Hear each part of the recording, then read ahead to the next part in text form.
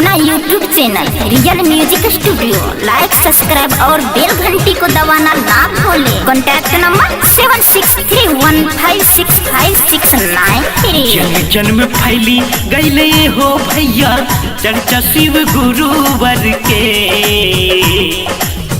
जन जन में फैली गईले हो भैया चर्चा शिव गुरुवर के। अब चर्चा में तू घोषणा कराल बनाल शिव के गुरुवर भैया जी।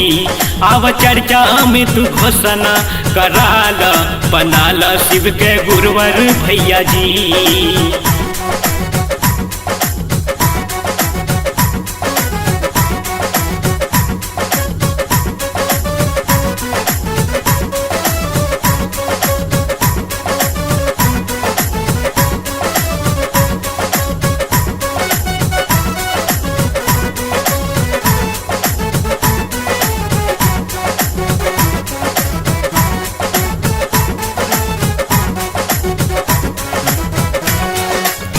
जन्म जन्म के नाता शिव से है भैया।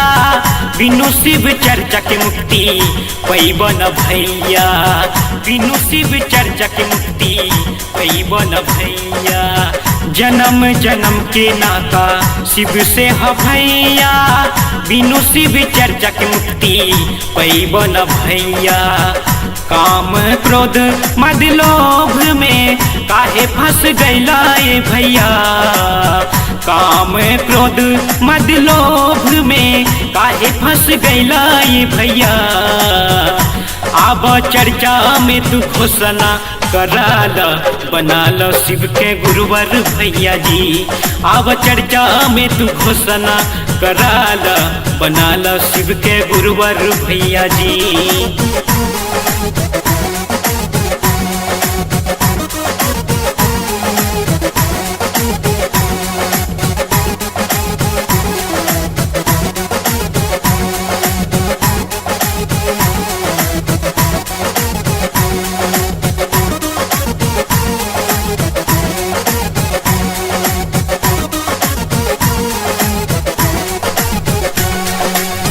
तीन सूत्र मंत्र भैया हमरा सबके मिलल। दया चर्चा नमन सब मिल के करबे। दया चर्चा नमन सब मिल के करबे। हाँ, तीन सूत्र मंत्र भैया हमरा सबके मिलल। दया चर्चा नमन सब मिल के करबे। साहब हरिंदर दीदी नीलम शिव के कई लिखिन बखानियो भैया। साहब हरिंदर दीदी नीलम शिव के कई लिखिन बखानियो भैया। अब चर्चा में तू घोषणा कराल बनाल शिव के गुरुवर भैया जी। अब चर्चा में तू घोषणा कराल बनाल शिव के गुरुवर भैया जी।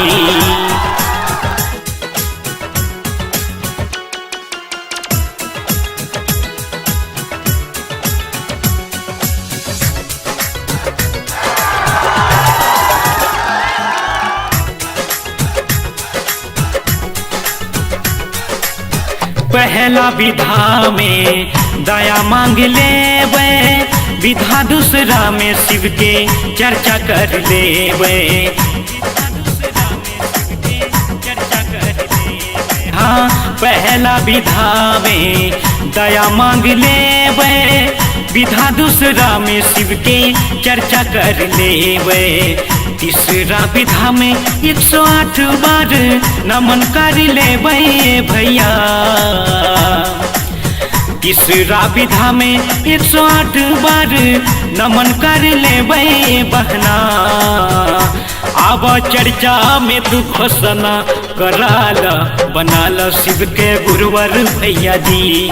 अब चर्चा में तू घोषणा कराल बनाल शिव के गुरुवर भैया जी।